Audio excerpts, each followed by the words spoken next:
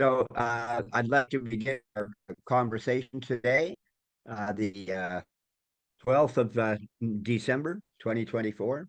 And we have Derek Ireland today to give us a presentation. He has spoken with us before, so I need not give much detail about his bio.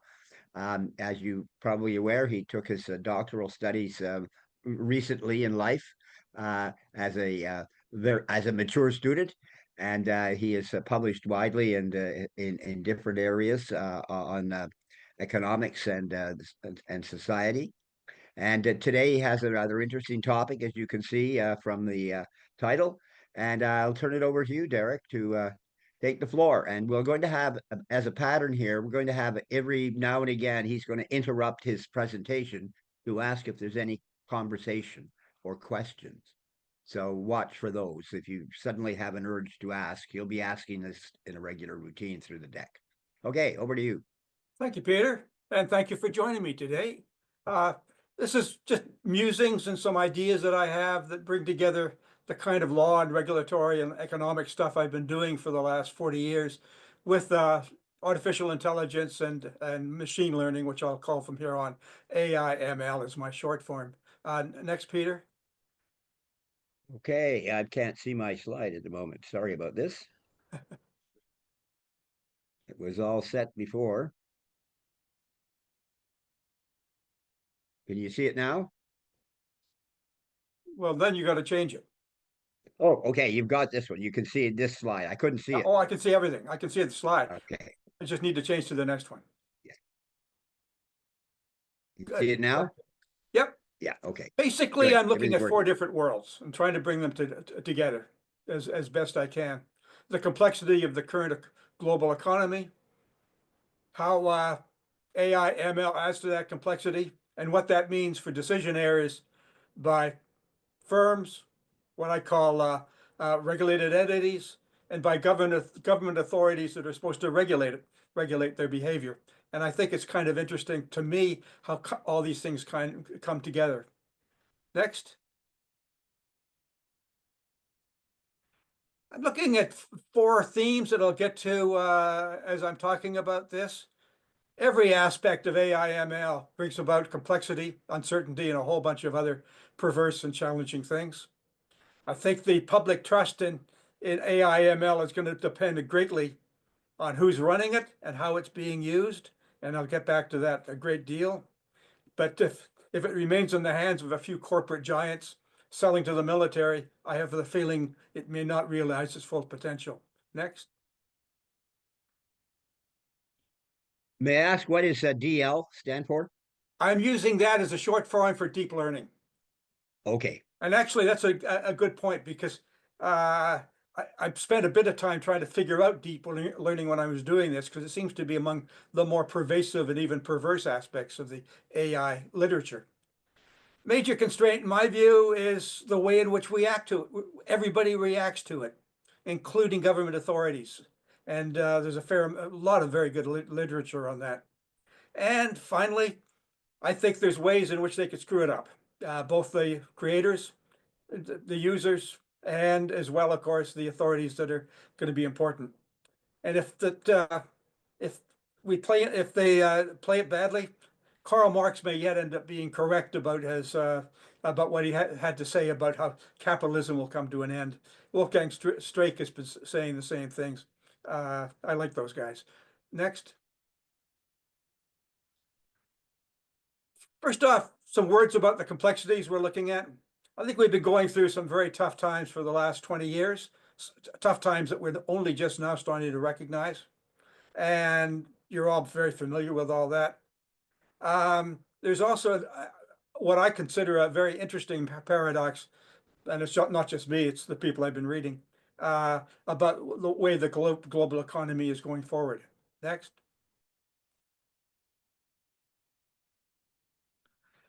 This basically is the following. The global economy is becoming increasingly complex. It's also increasingly networked and interconnected. It also is becoming increasingly fragmented, as we hear every time the new president of the United States opens his mouth. And that is an interesting set of problems.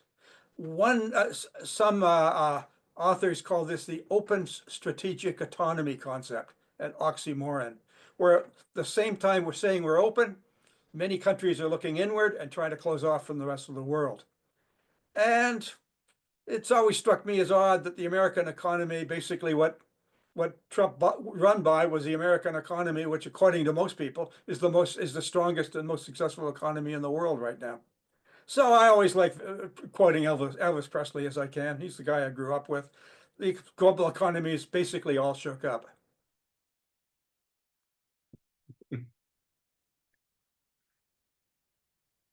Any comments yet? Okay. I get My expectations are, sorry, yeah, one comment. yeah, please. David Frum made the comment that Trump is not looking for partners, he's looking for subjects. Yeah, yeah. That's probably a good reason to be very upset, because if we're all subjects, we're going to make a mess of AI/ML as well, along with everything else. My guess is the complexities I'm talking about are going to be better for the large multinational firms and what I call the very complex regulated entities we now see. They may be better positioned to learn to exploit these complexities compared with governments, their regulators, their authorities, and the rest of us. Next. Direct one. Okay, one before point.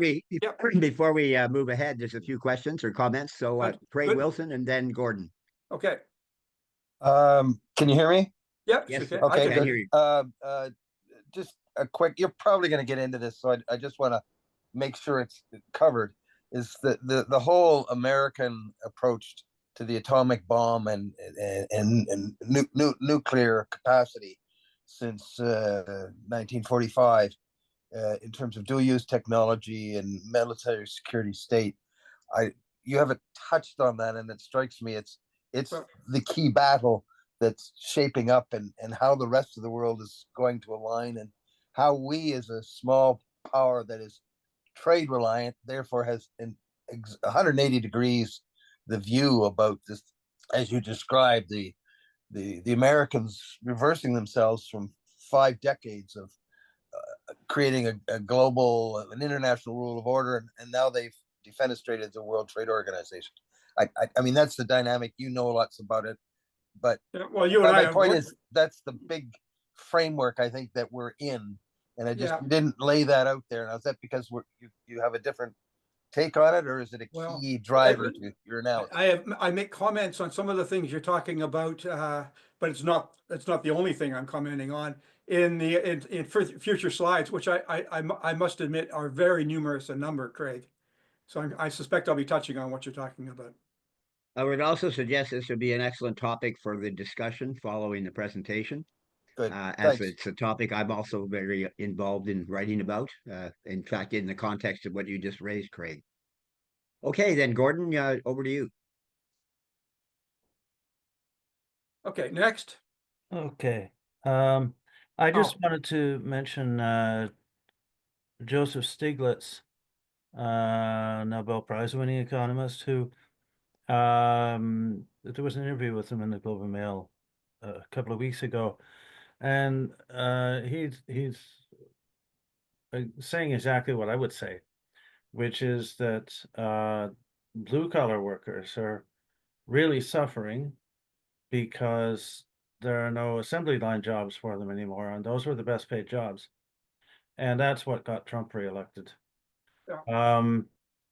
But besides that, there's the possibility that AI, if it ever finally matures, will take away all the white collar jobs, and then what do we have? We'll have rich people, and everybody else will be a slave, basically. So that's not a very promising outlook.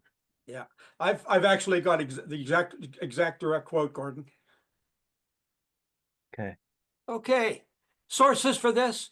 What I'm doing is comparing the goods and the bads along the lines that we've already started doing, and asking questions like, how do we make the goods more frequent and the bads in the other direction? And there's a lot of comparisons between the two that are needed. Next.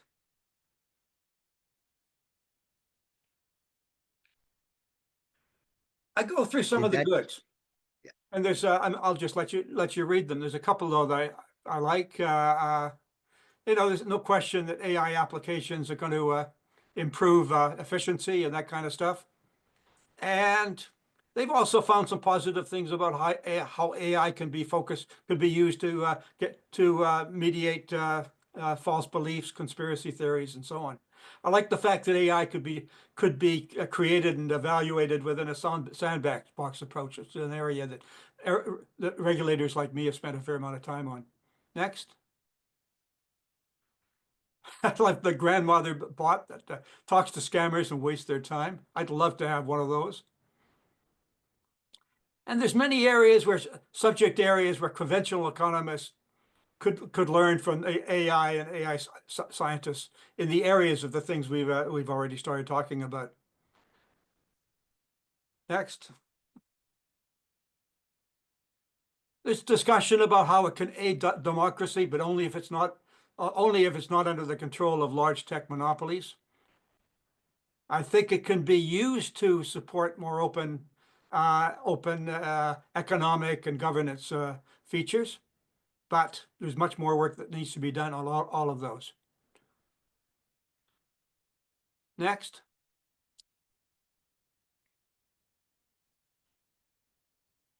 There's an awful lot more provocative bads in my view, and it's interesting to think about why that's the case.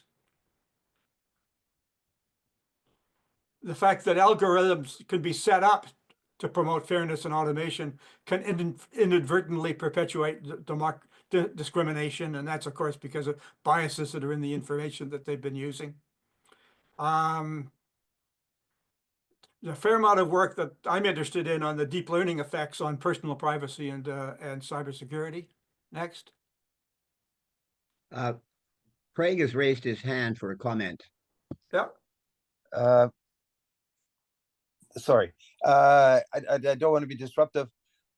On that previous slide, one of the issues I was talking about 3-4 years ago with someone in Australia, the idea of ethical algorithms. Is there a means? Are you going to get into that? Yeah. Okay, I'll shut up. Thank you. It's an area that let me get into it, Craig. I think it'll be better where I have it. That's part of the problem of comparing goods and bads. Okay. Next. One of the things on the regulator side is the kind of theories we come up with about how certain conduct can harm you may not be appropriate at all to an AI ML world. One reason is right now competition in the digital world, and particularly I think the AI ML world, is for a market rather than within a market. I've loved the emails that I think basically it's Peter and Stephen sent out to me and to everybody else about AI hallucinations. And as put in by one guy, said by one expert in those emails, AI might be cool, but it's also a big fat liar. In other words, it often tells you things that are not true, and I'll get to some of those later. Next.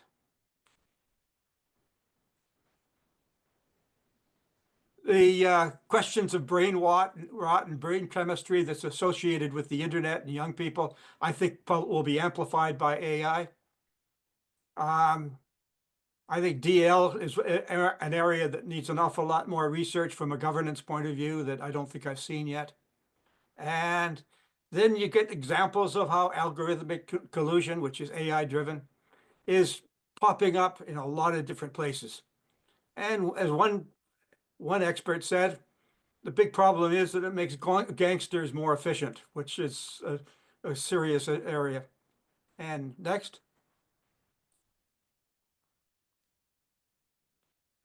The black box aspect of AI reminds me of how I was so upset at many of the big econometric models that I was studying 30 years ago when I was taking my PhD, and you didn't know what the hell was going on inside it. So why did you know what the hell was going to result from it? And AI, I think, just amplifies that. I'm particularly concerned about how AI ML can distort the employer-employee relationship obviously, and how it would benefit the employers rather than the employees. Next. And I think it can play a very important, nasty role in how large corporations can influence government authorities, regulators, policymakers, etc., in a variety of methods that a colleague of mine calls ghost management. And I think AI ghost management could even be more enthralling than the regular type. One of the things they talked about is how AI can be used to write laws. Well, when you have a captured regulator where the laws are being written by AI that is owned by a corporation, I think those matters become even more serious. Any questions on this? Okay. I'd point Sorry. out that there's a long tradition of corporations writing laws in the Absolutely. US. An organization called ALEC, ALEC, was essentially an industry cooperative for authoring state and federal legislation, which often would get passed, especially at the state level, without any particular in-depth reading. And specifically designed to sound one way, but include the appropriate loopholes. So the ability of AI to turn that to an art is very interesting. Yeah. It's scary. Could Craig I? has a question. Craig Yeah. has raised his hand. Thanks. Just quickly, Derek, it's following on this ethical algorithm thing that the the American approach to these things is kind of an outlier in the world, and there's a global South and developed world. So like 1/7 or 1/8 of the world, I guess now, versus 7/8 of the world, and how that's playing out as we're going forward. I just note with BRICS rise, the view that is predominant and deciding things or being imposed is increasingly a minority view of the globe. And my question is, are you going to, or have you developed any thinking on that? It's just the debate on the freedom of the internet, if I could summarize it in a sentence, and the analysis of how the lack of rules has helped and harmed things is, there's not a consensus, and there really needs to be some work. And we've got the same problem in steroids here. I think you're going to find me touching on that quite a bit. And I agree with you on the concerns. Well, as you know, I've done most of my consulting work in the developing world, and how this can be misused to exploit, shall we say, the vulnerabilities of governments in the developing world that are just developing competition acts, privacy acts, consumer protection acts, et cetera, is, I think, an area I'm not seeing people talking an awful lot about, and I think it's missing. Yeah, and entirely. Plus, the result is we don't have a discussion about optimal outcomes and why someone being allowed to impose their approach and distort things, and we're living it in spades right now. Yeah. Thanks. Okay, next. I like this. There were some excellent things that Stephen sent along on this. And that is, it looks as though AI and the military in the United States are now being joined at the hip. That isn't making me feel any more comfortable about the future of either the world or, frankly, of AI and AI ML. And and the whole fact that we now have strategic competition focusing around AI is ultimately, I think, going to be a problem for artificial intelligence and its acceptance. But that's a matter of my opinion. Right. Currently, what about what's going on in Middle East? I mean, speaking of using AI in military, it's going on as we speak. Yeah. Oh, it's, as I say, and I wonder if that's one of the co-projects of Musk and Trump. Don't know. That's something that we can look forward to put it mildly. Next. The idea that every personal computer that's going to be produced and distributed will be AI enabled is something that worries some people, and it certainly would worry me. And evidently, consumers have been expressing less than enthusiasm about that as well. The other one from one study that we was sent along was right now climate change and advanced AI have an awful lot in common as some of the more serious things we're looking at. And you can read what I have in mind there. The idea that you could be running out of data for AI it interested me, and I think it's one that some of you may know more about. But to the extent that they're using the same data over and over again, that means that the bad things in that data will be amplified, and the good things in that data may in fact may disappear. Next.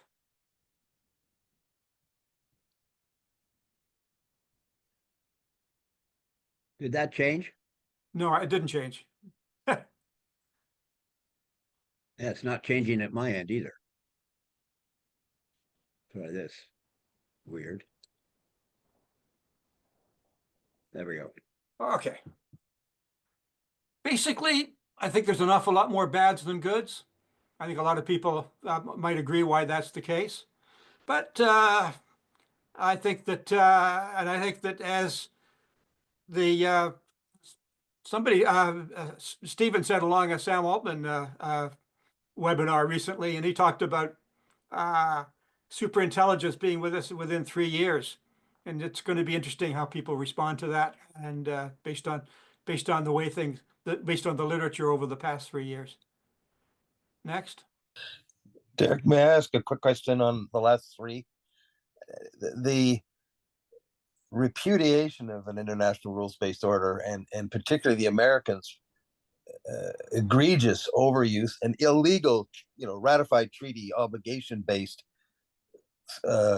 ignoring of obligations and use of sanctions is, I haven't seen that, and it's a huge field, but it really is making a whole difference. We're sort of sitting on a knife edge between going one way or the other on this, living up to the obligation of rules and being outliers, or if you will, the exceptionalism that the Americans justify it by.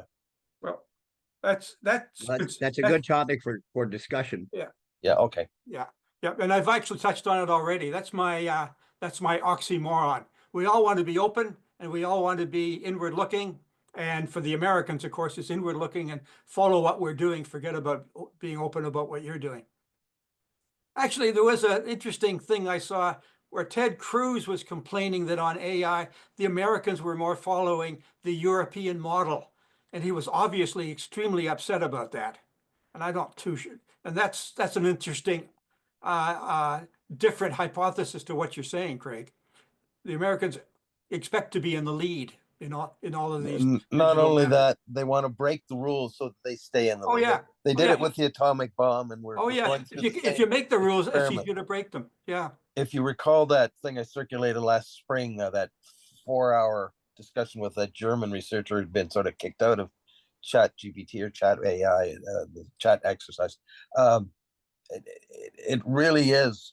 There's two mentalities out there, and one is that the America must do anything possible to retain their dominance, and the military is behind it and complicit in some of the things they're rolling out around the globe.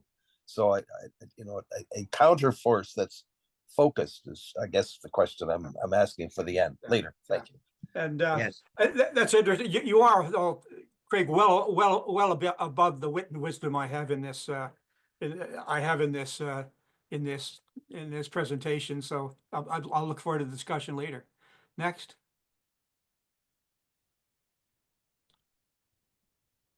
Basically, the idea of a global regime for AI regulation is a stretch in my view. If you can't do it in competition law, how the heck can you do it in AI? But for a lot of other reasons that we've already been talking about.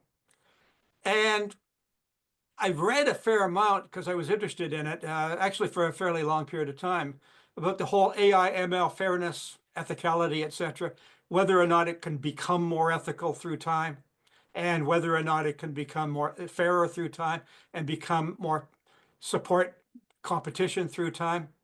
And one thing one line I liked in this, because it's one that I think is true, is that basically there's something artificial about artificial intelligence because AI is totally dependent on human intelligence and agency.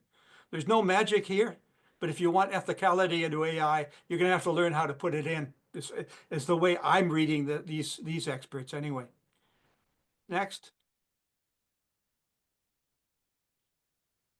One of the things that's most worrisome, and I put it into an earlier study that I actually presented in Jaipur, India, is it's going to be very easy for the human beings who are attempting to break the law to be able to blame the AI for helping them to do so through AI pricing, AI algorithms, through AI use to increase dominance, all that kind of thing. And that way you don't have to feel badly for yourself, and the AI is never going to feel ethical and regret and so on and so forth. It's another point that that one of the emails put about is that the whole problem of inmates running the asylum with respect to AI creators and users. Next. Query on that last as we read this next one, Derek. Is the issue of accountability here anywhere? How we measure it? How we get at it? You're getting into my you Oh, and I'm I sorry. talked about Okay, that a lot. fine. Sorry. I get into that later. No, Okay. I got a lot of slides, Craig. That's all. Anyway, I have loved Joseph Stiglitz for about 50 years, so you'll recognize this, and it was already commented on by, I think it was Gordon. This is a great quote, and this is a scary quote in many respects. And Joseph knows what he's talking about because normally that's the case. Next.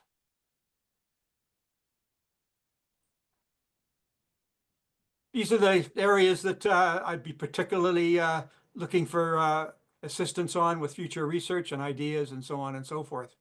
And any other comments and questions up till now?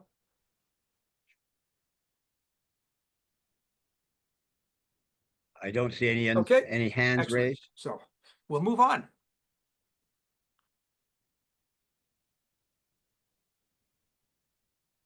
I think the whole question of finding the right balance when you compare the goods and bads of AI ML and other paradoxes. This is called the double-edged sword of AI ML. That's not original with me. And I'm just going to take you quickly through the sorts of comparisons between goods and bads that may not be as easy as we'd like it to be. And one area is actor heterogeneity.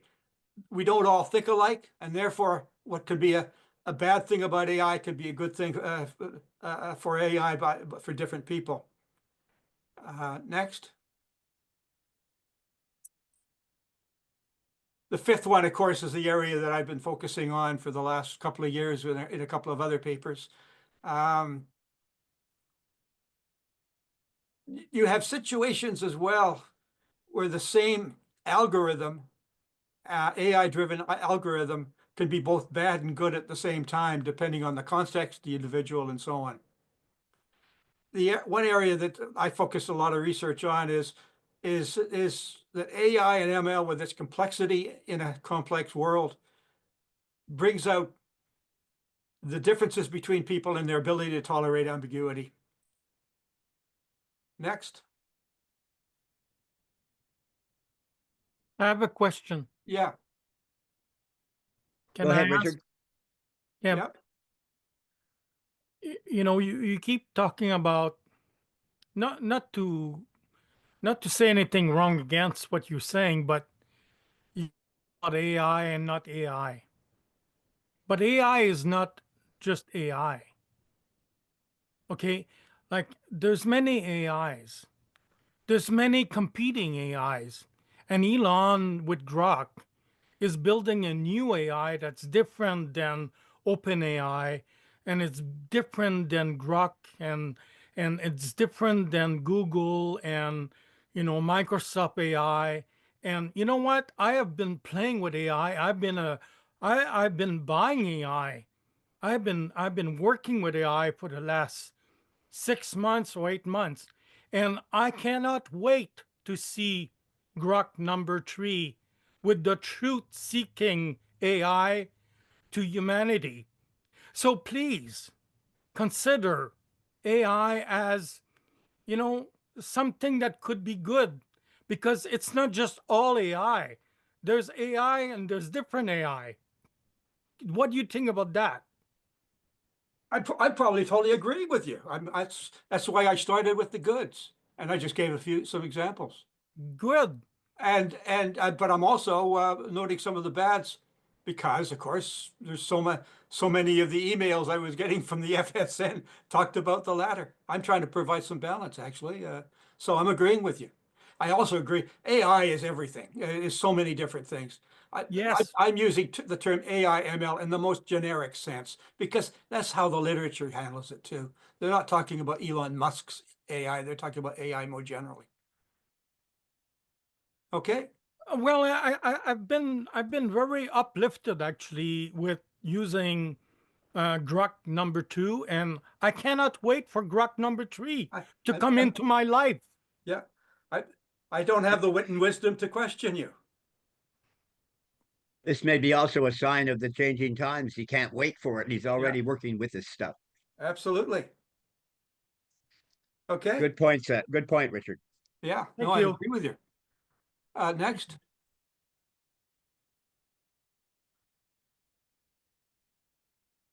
There's some other thoughts on how to on the assessment process that you need to be looking at, that have been noted in the literature.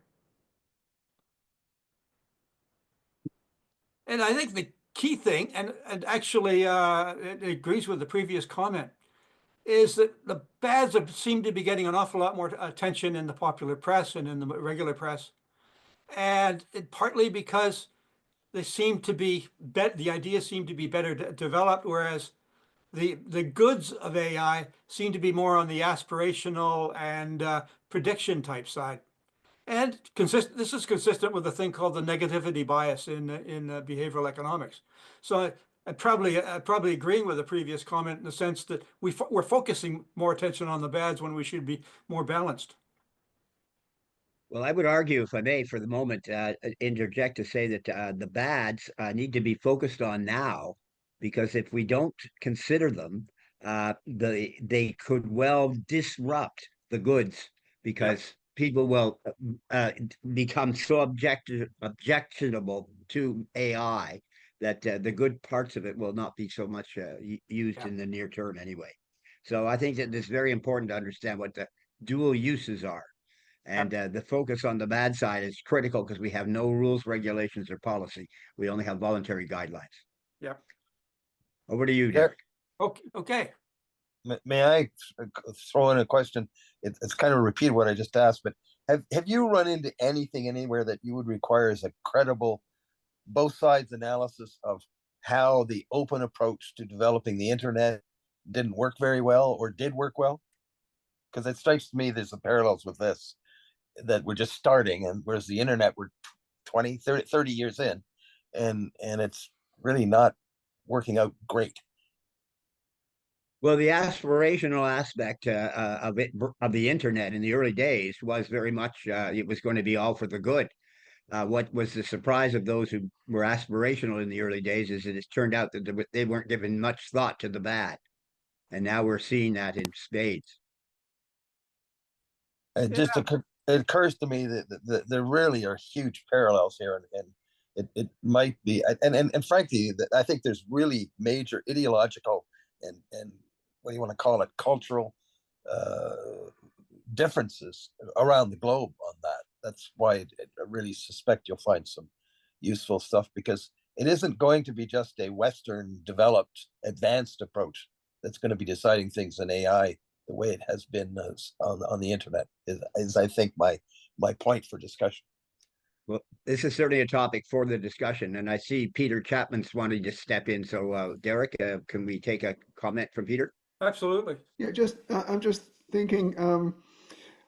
My awareness is that we've already gone down this what we're talking about in terms of the algorithms that the search engines use. I mean, the idea of a search engine being able to find everything we want is wonderful, but it decides what it puts at the top of the list. So all of the freedom of the internet was really really lost. And when the search engine algorithms appeared, and this absolutely terrifies me, to be honest, because those search engines and the censorship that they, and I mean censorship, that they impose is very much controlled by government directives, as we've seen recently in the US. So we're not going. All I'm saying is we're not into new territory. We're getting into it at another level, at a more dangerous level than we've already seen, and we've seen what is happening. Peter, I obviously agree with you, and I got a feeling that what I'm going to get to later is totally in line with what you're saying. Next. One of the keys, I think, is how do we ensure that these things that can be both good and bad, we get the good things out of it, and and basically, I don't think along the lines we've already been talking about, we don't have a lot of empirical evidence with any advanced technology on how what can be positive is more or less guaranteed, and the bads are neutralized to the extent possible. I mean, I did my work 30 years ago on the consumer and biotechnology, which ended up being a very large book that was produced by the government of Canada along exactly the same lines. And we're still fighting with that with all of the other advanced technologies. Next. Finding the right balance that people talk about all the time when they're doing this kind of thing, I think is going to be very difficult. And I'm just going to go through this quite quickly. There's I'm going to let you just briefly read each of these. Next. Can I interject a second? Yeah. Go ahead, Richard. Yeah. So I have studied. I've concluded masters of philosophy. I have a computer science degree, but I also have a master of philosophies. And you know what is good and what is bad and what is right and what is wrong, right? These are questions that baffle philosophers, various philosophers across ages, right? And now we are paused again in front of those questions with AI. And you know what? I think the intention of having an AI being built by someone intended towards finding the truth, I think it's a better question than being politically correct. So that should be a main question in our discussion about what is right and wrong, what is good and bad in those different AI. Because at the end of the day, I swear to you, it's going to be an AI versus AI battle. Please consider this. What do you think about that? Again, I'm probably agreeing with you, but probably in different ways. And I think I might have a few comments on that as we go along. Okay, thank you. Next. Please Good. do. Raise that comment, Richard, when we have our discussion. Well, So please it's a don't good, forget it it's a good, because, yeah, please it's a don't good forget it. topic. Yeah, it's Yeah. a good topic, and we'll get into a distraction right now, but it's an excellent topic for the discussion period. Okay. Anything Well, else? I'm not sure I'm going to be able to make it again. Oh, well, oh no, it just raised the topic. We'll have the discussion. Please You do. just be the, Please remind. on the list. Please remember that, please. Yes. Yeah. Just one Okay. question, Peter. One Okay. question, Derek. What is it like when we look at the nuclear technology, and when in Heart Institute and all, we can see the impact, significant positive impact. Why would we expect anything different from AI technology from nuclear technology? Yeah. Why should it be any different? In other words, it could create, and it created, the most disastrous kind of capability. At the same time, it created the most life-saving, perhaps, capability. So isn't it because at the end of the day, we are human beings, and we use the tools the way that we decide to use them. We can use them. We can peel an apple with a knife, or somebody can kill another person with the same knife. So, Well, this is the conundrum of dual use. yeah. And it's the it's the two-sided sword of every advanced technology that I've ever dealt with. How do we make the good things better, and how do we make the bad things disappear? Yeah. I'm trying to simplify that, of course. I'm not. Yeah. Okay. Next slide. I'm going to ask you to take a quick look at this. This is one of the from a couple of very good academics who David S. Evans. I've been reading his stuff for years. Just sort of summarizes the kind of thing we've just been talking about.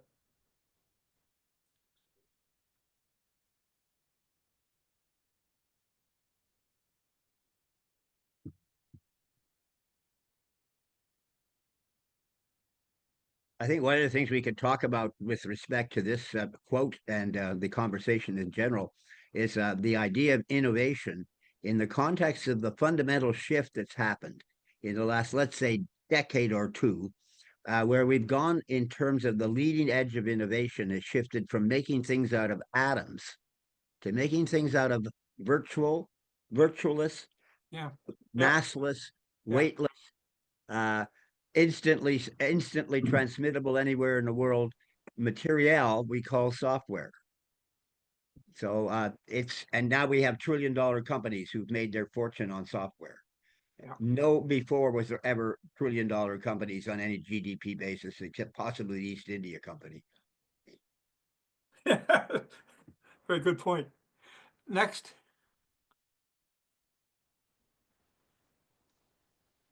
There is a lot here that actually Stephen and I have talked about that are important to not only the behavioral literatures but also the complexity literatures. And I'll just go through these slides quickly. Next.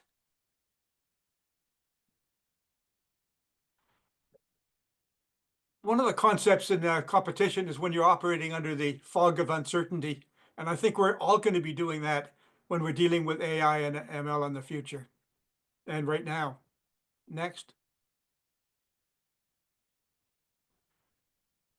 A point made by one of my favorite writers in competition was Tim Wu, who said maybe we're doing both too much and a little bit and too little.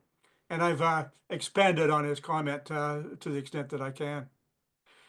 One problem though he raised, which I think is interesting, is that by focusing on the big picture stuff, we're not spending enough time thinking about, as I think a comment was already made, the more salient, tangible, and very immediate problems and harms that can result from badly designed AI, ML, and well-designed that's misused. Next. There have been proposals for a whole of government approach. I've probably argued about that about 50 times in my academic and government career. But this approach is always, and of course, Joe Biden said it for the digital economy and for AI ML. It's often easier said than done, and I'm not seeing an awful lot of after the fact research on how it was done well and how to make it better. And so I've got my questions about that. I guess I've done a fair amount of work on cross-regulatory regimes, even when I was in government, and it wasn't easy. Next. I might say just before you change here that Vannevar Bush's famous paper in 1945 on the endless frontier is the name of the paper, was a whole of government approach. And basically that is what transformed the American economy based on the military industrial economy of the Second World War into their leadership in technology and education. So, topic for discussion. Okay. As a model. Next.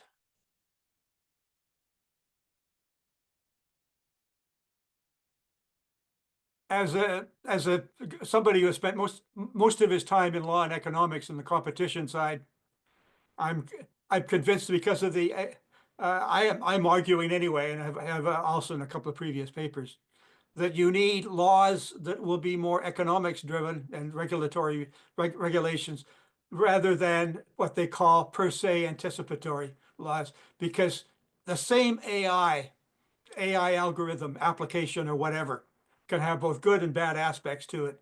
But if you use a per se approach, an anticipatory approach, as they're planning on doing in Europe, as they are doing in Europe, you can throw some really good things out and may not do as good a job of preventing the bad things. Next. Oops, I think that was two. Okay, this kind of completes what I had to say about the comparisons. And Peter, I believe we've kind of run out of the time that you and I had allocated for me to be talking before there was a more general discussion. I've got another 30 slides that will focus, frankly, more on the areas of particular interest of yours truly. People tend to do that when they're doing slide decks. And Peter, why don't you go through the rest of this so we can just see the titles of Sure. each. And as I step through, I'll give maybe a few seconds so you can scan. Anybody wants to raise a question, make a Okay. note to yourself, Okay. and we'll either discuss it now or in a conversation Okay. after the formal presentation. So just give it So about here- 5 seconds for each slide, something like Yeah. that. So here we go. Okay. What we're doing is layering complexities on top of each other for the reasons I've already talked about.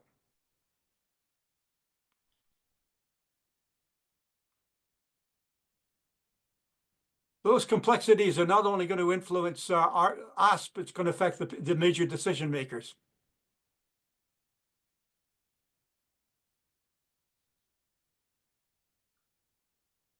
A major area that's not been looked at, as we talked about, is what all this means for less advanced economies and maybe smaller economies, as a matter of fact. Good. Next.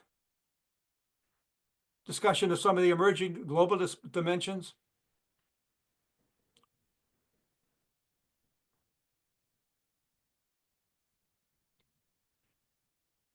Recognizing that policies are also regulatory regimes are also complex systems.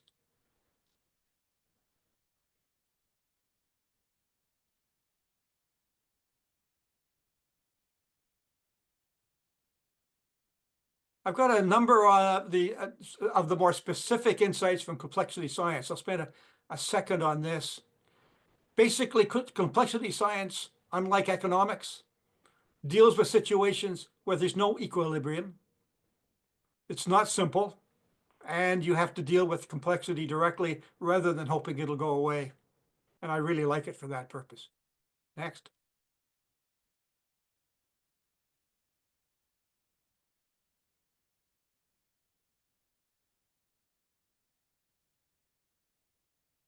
Complexity science is particular, adding tremendously to the number of decisions that major decision makers have to make in government, in NGOs, in civil society groups, etc., and of course in firms.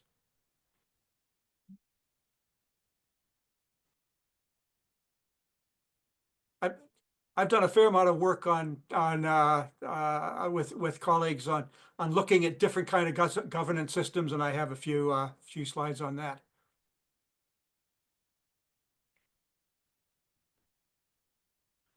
And for regulators, it's going to mean more errors, and there are problems with that.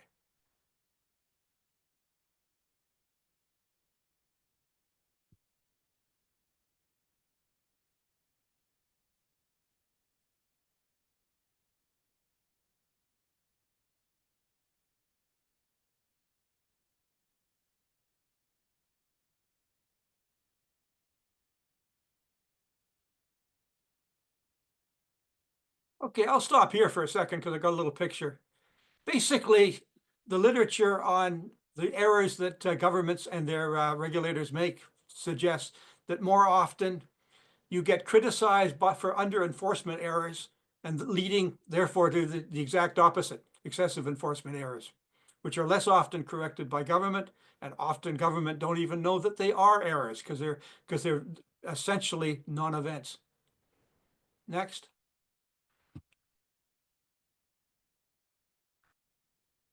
Maybe could stop here if there's any questions and comments.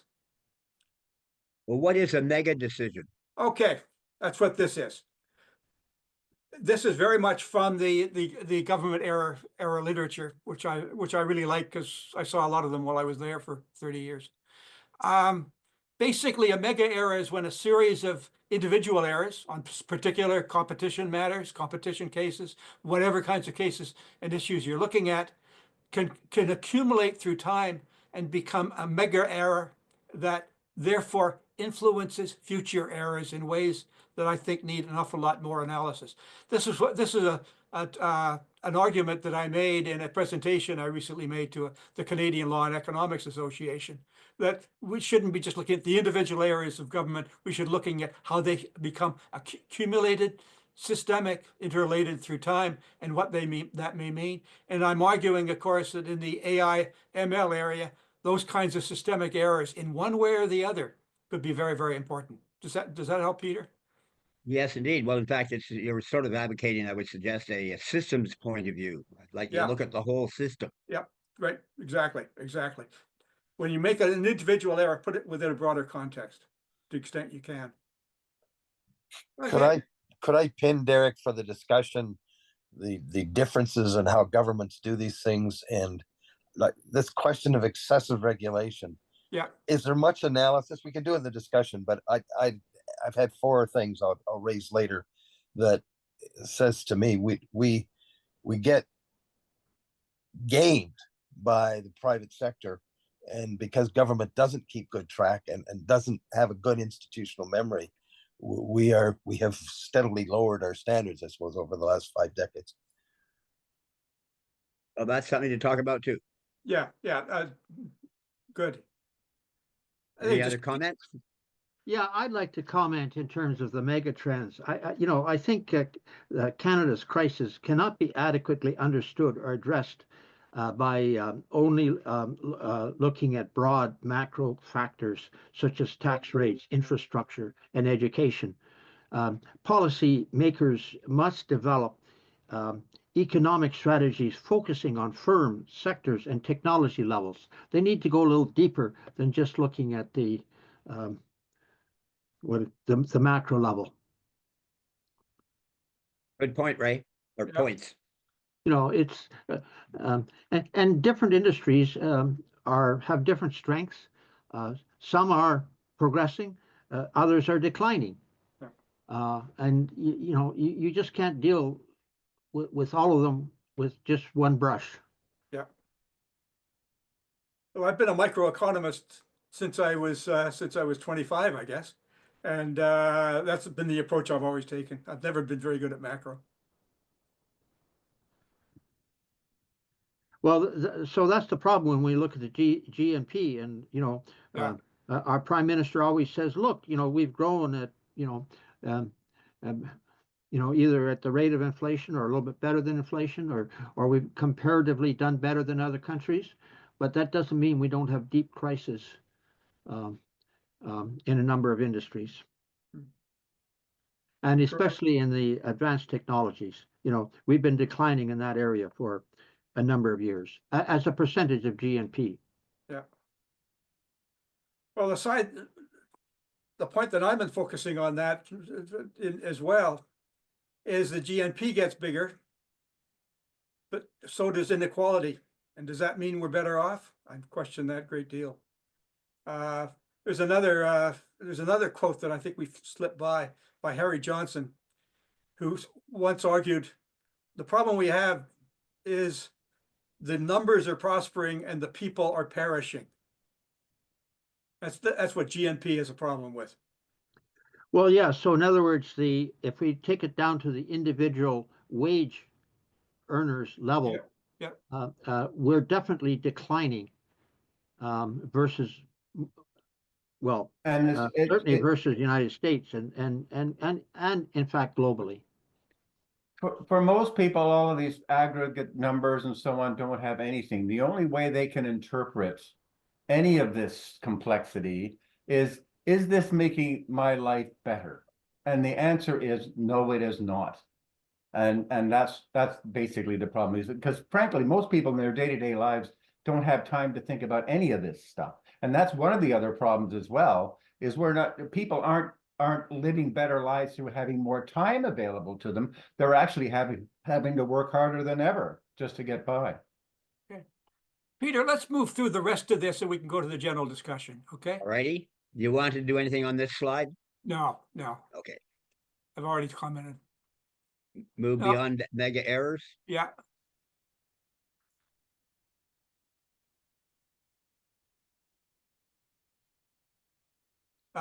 Go to the next slide. Because I'm dealing at a micro level, I'm constantly dealing with continuums of one kind or another. And I think these continuums are complicating decision-making as well as outcomes that require an awful lot more work. Next.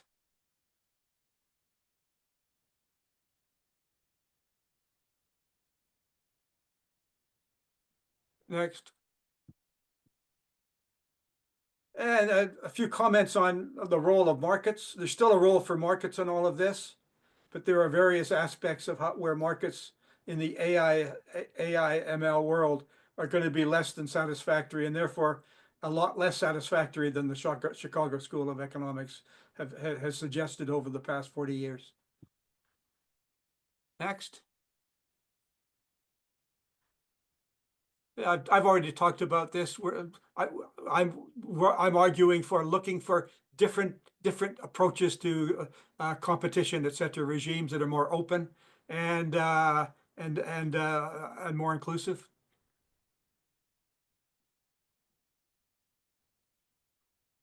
Many areas, most of the areas, as we've already talked about, probably require much more research. I'm arguing for applying much more a complexity science and behavioral aspect to that, and it has to be multidisciplinary.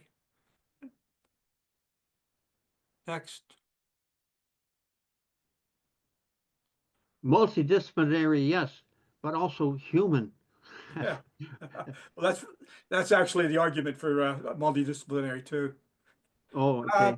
I'm interested in deep learning because it's very, very important, but it's really coming into vogue right now, and I think there's a need to learn more to get deeper into the deep learning phenomenon.